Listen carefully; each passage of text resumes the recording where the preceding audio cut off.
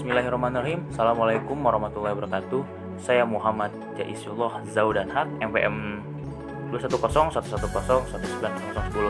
Saya akan menjelaskan tentang apa itu konflik antar pribadi, mitos-mitosnya, masalah konflik antar pribadi. Nah, yang pertama itu definisi konflik antar pribadi. Konflik antar pribadi adalah ketidaksepakatan antar individu yang saling terhubung yang menganggap tujuan mereka tidak sesuai, di mana konflik antar pribadi dipengaruhi adanya suatu pendapat yang berbeda atau antar individu tersebut yang memiliki cara pandang berbeda terhadap suatu permasalahan. Contohnya adalah adanya argumentasi antar saudara kandung dalam suatu keluarga. Nah, di definisi ini adalah ada konflik akan terjadi ketika apa? Nah, ketika seseorang pertama saling ketergantungan, di mana individu akan mempengaruhi individu lainnya karena ulahnya sendiri. Kemudian yang kedua, konflik akan terjadi ketika seseorang saling menyadari bahwa tujuan mereka tidak sesuai, di mana dalam pertemanan saat kita belajar bareng, di situ ada yang ingin mendapatkan nilai besar, ada juga yang ingin mendapatkan pacar ataupun apalah, jadi berbeda-beda gitu kan tujuan mereka itu. Kemudian juga yang ketiga, konflik akan terjadi ketika seseorang saling memandang satu sama lain sebagai pengganggu mencapai tujuannya. Ya, dimana saat kita fokus belajar terus ada teman yang mengajak main biliar. Nah, orang yang belajar ini memandang si temannya itu sebagai pengganggu karena dia menghambat laju dia untuk maju dan belajarnya pun terganggu. Di situ adalah konflik sama teman ya. Kemudian yang selanjutnya ada mitos tentang konflik antar pribadi. Sampai sekarang banyak orang yang dihadapkan dengan konflik, dan permasalahannya adalah mungkin mereka bertingkah laku berdasarkan asumsi yang salah tentang apa itu konflik dan apa arti sebenarnya dari konflik. Nah, asumsi ini dibangun dari lingkungan individu dibesarkannya, yaitu keluarga, dan bagaimana individu melihat suatu konflik dan bagaimana pula cara individu menyelesaikan suatu konflik tersebut. Nah, mitos tentang konflik ini tergantung pada individu dan pada interaksi sosial yang dialami oleh individu sendiri.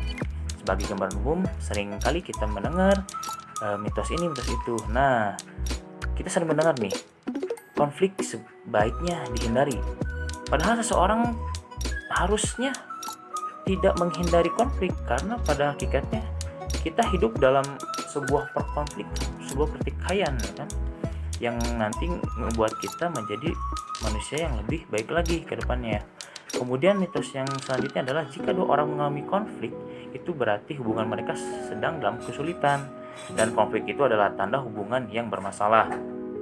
Ya, contohnya seperti sepasang sahabat yang bertengkar karena perempuan yang disukainya. Kemudian mitos yang selanjutnya yaitu konflik merusak hubungan antar pribadi. Mungkin ini tidak bisa dibilang mitos ya, karena emang sering terjadi karena konflik memang merusak hubungan antar pribadi. Ya, contohnya ada pertikaian yang terjadi antara dua sahabat, padahal itu sahabatannya udah lama banget gitu kan, apalagi sahabatannya dari SD. Kemudian selanjutnya, konflik bersifat destruktif. Itu artinya mengungkapkan diri kita, diri yang negatif, terus kekurangan kita disebutkan, kebutuhan kita dalam kendali, dan harapan kita yang tidak masuk akal. Ya, contohnya di saat ada konflik yang terjadi pada si A dan si B, maka setiap yang dilakukan oleh si B itu seperti salah terus. Ada tekanan yang membuat si B bertingkah seperti apa yang dipandang jelek oleh si A. Nah, padahal si B tidak menginginkan seperti itu.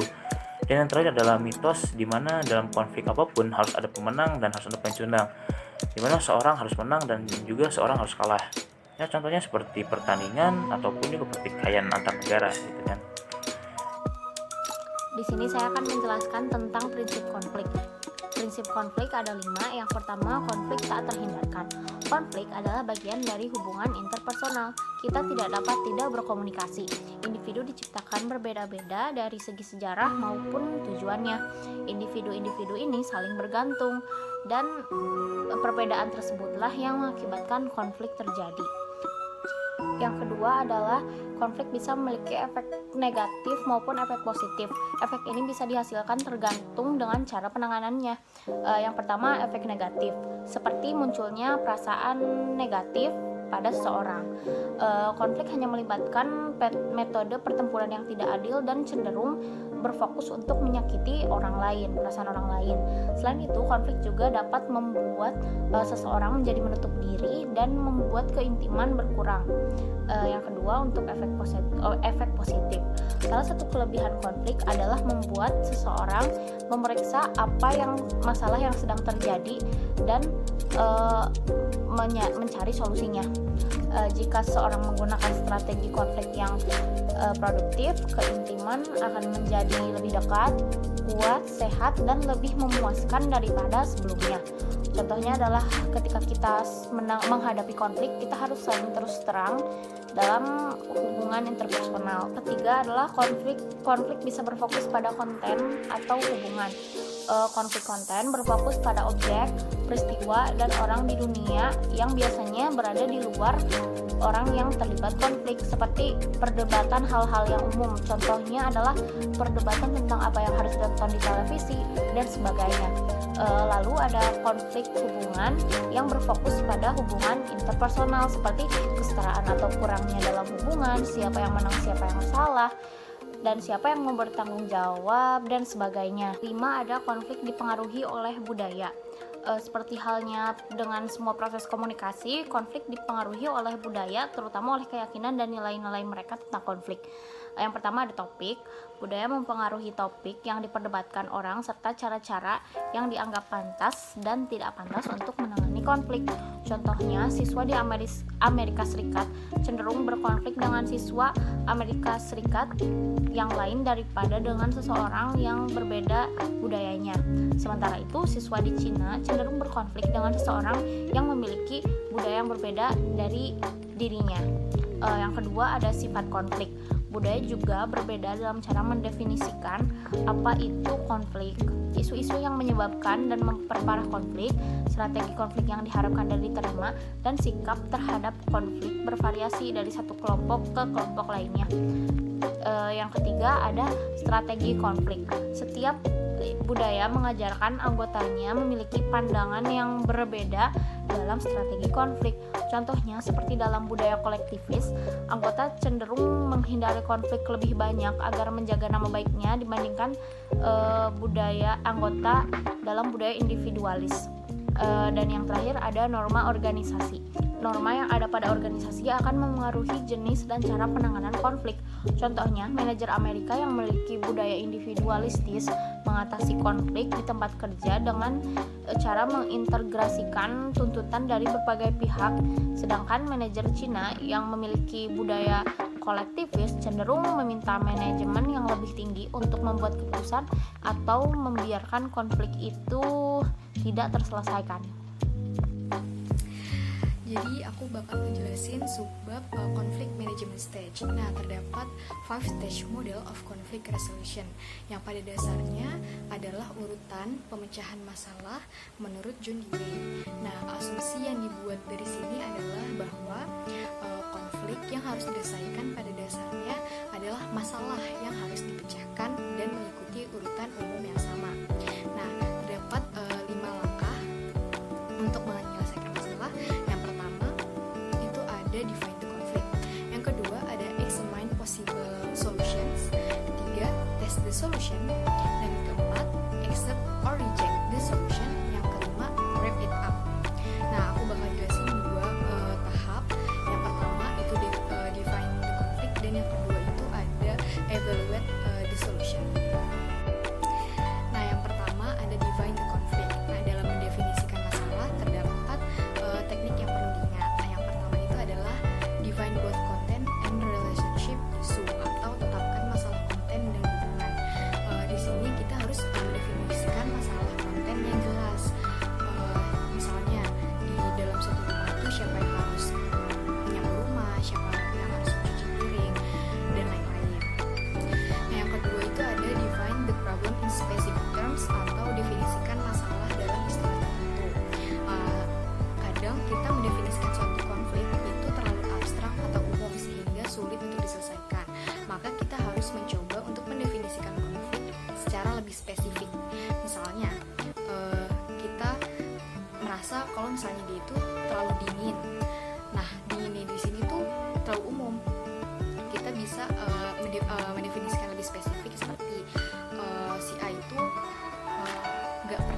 kalau misalnya ketemu aku atau kalau misalnya diajak ngomong itu dia responnya selalu sedikit seperti itu. Ketiga ada fokus on the present atau fokus pada masa kini.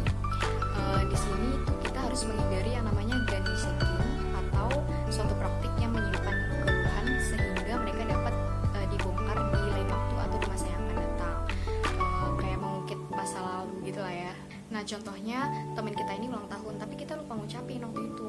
Nah terus waktu kita ngundang dia untuk makan malam misalnya, tapi di beda waktu dia itu datangnya telat. Nah di situ bisa jadi kita marah dan dia ngebalikin marah dan mengungkit masa lalu. Ya lo aja waktu itu pas gue tau lo gak ngucapin, sekarang juga gue datang telat, gak apa-apa dong. Padahal harusnya kita fokus pada masalah yang ada pada saat itu, tidak mengungkit masa lalu. Yang keempat ada berempati. Nah di sini ini kita harus coba untuk memahami sifat konflik dari sudut pandang orang lain. Jadi kita harus tahu kenapa sih misalnya pacar kita tuh jutek sama kita, atau misalnya pacar kita sifatnya tuh berubah. Kita tuh harus memahami sifatnya dia dari sudut pandangnya dia, bukan hanya dari sudut pandang kita sendiri. Misalnya waktu kita jadian udah nih, tapi pacar kita tuh telat datangnya. Terus padahal pacar kita itu telat karena dia harus nganterin dia pasar dulu. Terus si ceweknya ini malah nyalahin pacarnya, malah nyalahin ibunya kayak gitu. Nah si cowoknya ini berhak untuk mengungkapkan validasi.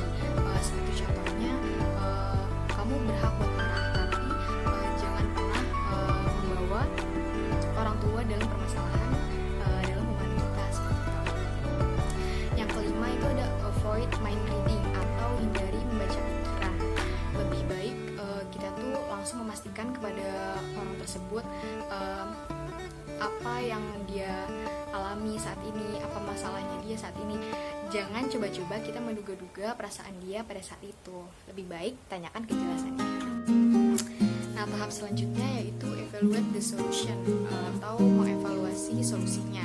Tahap ini dilakukan setelah menguji solusinya atau setelah solusi tersebut dilakukan. Di sini kita mempertimbangkan apakah solusi tersebut dapat menyelesaikan konflik, apakah situasinya lebih baik dari sekarang daripada sebelum solusi dicoba. Edward de Bono mengemukakan bahwa dalam menganalisis masalah kita menggunakan 6 topik berpikir sebagai cara mencari perspektif yang berbeda. Nah dengan setiap topik ini kita melihat masalah dari sudut pandang yang berbeda. Yang pertama itu ada the fact head atau topik fakta. Di sini kita memusatkan perhatian pada fakta dan angka yang mendukung masalah. Misalnya bagaimana Tania bisa mengetahui berapa banyak hadiah yang didapatkan oleh MJ pada saat MJ ulang tahun, atau bagaimana MJ mengetahui mengapa si Tania ini gak suka sama teman-teman satu circle-nya. Yang kedua adalah the feeling head atau topik perasaan. Nah topik perasaan di sini memusatkan perhatian pada respons emosional terhadap masalah. Contohnya bagaimana perasaan Ari di saat Ari tahu ternyata Tania itu pacaran sama MJ, atau bagaimana perasaan Tania tahu di saat teman-teman satu circle-nya itu gak suka sama dia. Itu adalah the feeling head. Nah yang ketiga adalah the negative argument head atau topik argumen negatif. Nah di sini ini kita istilahnya menjadi penasihat iblis. Contohnya kayak di sini dia itu selalu melihat bahwa di saat teman-temannya Ari ngumpul, circle-nya Ari ngumpul, nah Arinya tuh di situ nggak ada. Nah di situ kita kayak mikirkan pasti ada yang aneh nih. Nah disitulah kita seperti penasihat iblis. Yang keempat itu the positive benefits head atau topik manfaat positif. Di sini kebalikan dari yang tadi, dari negatif, kita di sini melihat dari sisi positifnya. Contohnya kayak apa sih manfaat ketika kita berteman sama MJ misalnya, apa manfaatnya ketika tadinya dia, MJ, dan Hawa itu saling berteman, apa manfaat yang bisa didapat. Nah, yang kelima itu ada the creative new idea head atau topik ide baru yang kreatif. Di sini berfokus pada cara-cara baru dalam memandang masalah. Jadi setelah solusinya tersebut didapatkan, ada perubahan gak ya dari orang tersebut dalam memandang suatu masalah. Nah yang keenam atau yang terakhir itu adalah the control of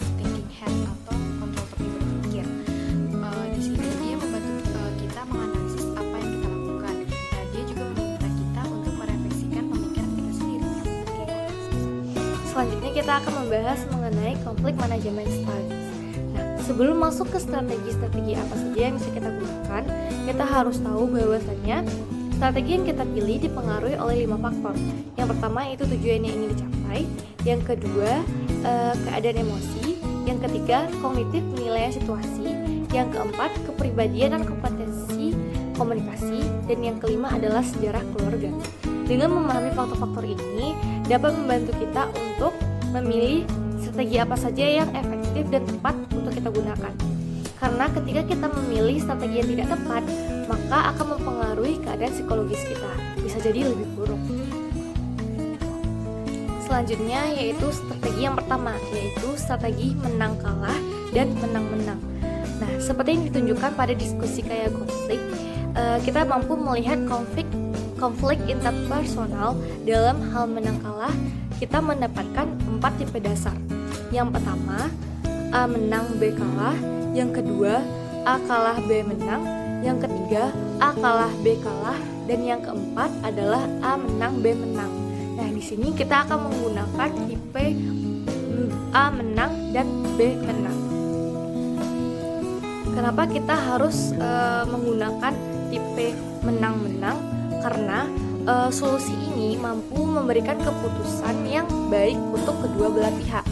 Solusi win-win ini atau menang-menang ini melihat konflik sebagai penyelesaian masalah, bukan sebagai pertarungan dalam konsep menang dan kalah. Nah, manfaat lain dari konsep win-win ini adalah kedua belah pihak mampu menyelamatkan harga diri mereka, dan kedua belah pihak dapat merasa nyaman dengan diri mereka sendiri. Dan pada akhirnya semua lebih cenderung untuk mematuhi keputusan yang dicapai oleh keputusan win-win dibandingkan keputusan menang dan kalah atau kalah-kalah. Selain itu, strategi ini juga belajar mengenai apa sebenarnya yang diinginkan masing-masing, dan kemudian kita dapat menemukan masing-masing cara untuk memenuhi keinginan kita tersebut. Strategi yang kedua adalah strategi menghindari dan berjuang aktif. Nah, menghindari konflik ada 2 cara, yaitu menghindari dengan pelarian fisik yang sebenarnya seperti meninggalkan tempat atau tertidur. Yang kedua yaitu penghindaran emosional atau intelektual, di mana kita meninggalkan konflik secara psikologis dengan tidak berurusan pada masalah yang diangkat. Nah, tidak mengherankan ketika penghindaran meningkat, kepuasan hubungan menurun. Terkadang penghindaran adalah respon terhadap tuntutan atau pola konflik yang dikenal sebagai penarikan dan permintaan. Di sini satu orang memberikan tuntutan dan orang lain tidak menyetujui tuntutan dan menarik diri dari interaksi. Dan ini merupakan pola yang sangat tidak produktif untuk digunakan. Selain itu ada 2 jenis penghindaran konflik. Yang pertama yaitu non-negosiasi, di mana kita menolak untuk mengarahkan perhatian pada pengelolaan konflik atau tidak mendengarkan argumen orang lain. Yang kedua yaitu peredam suara, yaitu teknik yang benar-benar berguna untuk membungkam individu lain ketika kita merasa atau ketika seseorang merasa bahwasanya dia tidak bisa memenangkan perdebatan. Nah, ini bisa dalam bentuk menangis atau pura-pura emosionalisme ekstrim seperti berteriak, dan juga dalam bentuk reaksi fisik seperti nafas atau sakit kepala. Alih-alih untuk menghindari masalah atau ke non-negosiasi ataupun ke peredam suara, akan lebih baik dalam menyelesaikan masalah antar pribadi kita berpartisipasi aktif dalam penyelesaian konflik. Libatkan diri kita dalam kedua sisi pertukaran komunikasi. Jadilah peserta aktif sebagai pembicara dan juga sebagai pendengar. Suarakan perasaan kita sendiri dan dengarkan dengan cermat perasaan pasangan kita. Bagian penting dari pertempuran aktif atau berjuang dengan aktif yaitu melibatkan mengambil tanggung jawab atas pikiran dan perasaan kita. Misalnya, ketika kita tidak setuju, maka kita mengungkapkan ketidaksetujuan. Saya tidak setuju dengan kamu, atau aku tidak suka kalau kamu seperti ini. dan juga kita perlu menghindari pernyataan yang menyangkal tanggung jawab seperti semua orang mengira Anda salah, atau Chris mengira kalau kamu salah, kalau kamu tidak benar melakukan hal ini. Dengan kata lain, menghindari adanya argumen dari pihak ketiga. Dengan demikian, berjuang dengan aktif menyelesaikan masalah adalah strategi yang paling bagus. Perkenalkan, saya Adi Ramayani dengan NPM 841. Saya akan melanjutkan mengenai materi konflik manajemen strategis yang keempat, yaitu first and top strategy. Jadi pada first and top strategy ini, ketika orang berhadapan dengan konflik, mereka itu lebih memilih untuk tidak berurusan dengan konflik, tetapi mereka itu lebih merekatkan posisi mereka kepada orang lain. Lalu yang menjadi satu-satunya yang dapat menjadi alternatif itu berbicara, yaitu berbicara dan mendengarkan dengan keterbukaan, dengan kepositifan dan empati. Lalu ada beberapa saran yang mungkin dapat dilakukan untuk berbicara dan mendengarkan secara lebih efektif dalam situasi konflik. Yang pertama itu ada take the role of the listener. Jadi pada take the role of the listener ini, kita itu sebagai pendengar harus dapat mengurangi berisiko fisik, menjaga mata dan mendengar dan merespons dalam bicara kita ketika kita berbicara. Lalu yang kedua ada express your support or empathy. Jadi ketika lalu bicara kita, misalnya ketika lalu bicara kita lagi merasakan sedih, kita terus sebagai pendengar juga harus dapat menunjukkan rasa sedih kita, bahwa kita itu juga ikut merasakan sedih mengenai apa yang tengah dia alami sekarang, kenapa dia bisa sedih. Terus yang ketiga ada state your thoughts and feelings. Jadi state your thoughts and feelings itu kita itu nyatakan saja apa yang ada di diri kita dan apa yang lagi rasakan. Jadi contohnya itu misalnya kita tidak setuju dengan orang lain, maka kita katakan saja kita tidak setuju dengan orang tersebut. Dan lalu konflik manajemen strategis yang kelima itu ada fast attacking and fast enhancing strategies, politeness in conflict. Konsep ini tuh memiliki relevansi khusus dengan konflik interpersonal. Pada fast attacking strategies, fast attacking strategies itu memiliki dua cara. Yang pertama itu ada backlining dan yang kedua ada blank. Yang pertama itu ada backlining. Pada backlining ini tuh kita tuh tahu akan batas kita, karena ketika kita tidak mengetahui batas kita hanya akan menyebabkan orang-orang ikut terlibat dalam suatu masalah. Lalu cara yang kedua itu ada blame. Blame ini tuh kita tuh menyalahkan orang lain. Contohnya ketika kita mengalami kegagalan dalam hidup kita tuh kadang suka menyalahkan orang tua kita karena sudah gagal dalam mengasuh kita. Lalu setelah fast attacking strategies, ada lagi itu fast enhancing strategies. Yang mana fast enhancing strategies ini lebih sopan dan efektif daripada yang fast attacking strategies. Jadi menggunakan fast attacking strategies, lebih baik kita itu menggunakan fast enhancing strategies, yaitu menggunakan pesan yang meningkatkan citra diri seseorang, lalu terus menggunakan pesan yang mengakui otonomi seseorang, dan terus pujilah orang lain bahkan di tengah-tengah konflik, buat beberapa tuntutan, hormati waktu orang lain, dan berikan orang lain ruang terutama pada saat konflik, dan seterusnya. Lalu yang kedua ada yang namanya argumentativeness. Argumentativeness ini dapat dikatakan lebih baik daripada yang kedua aggressiveness, karena argumentatif ini lebih kepada kesediaan kita ketika kita berdebat, kita tuh menggunakan sudut pandang. Maksud menggunakan sudut pandang itu ketika kita berdebat, kita tidak hanya melihatnya dari satu sisi saja, itu sudut pandang kita, tetapi kita juga melihat dari sisi yang lainnya, itu dari sudut pandang lawan bicara kita. Dan juga pada argumentativeness itu lebih kepada yaitu kecenderungan kita untuk berbicara mengenai apa yang kita pikirkan mengenai satu masalah yang signifikan. Strategies for cultivating argumentativeness.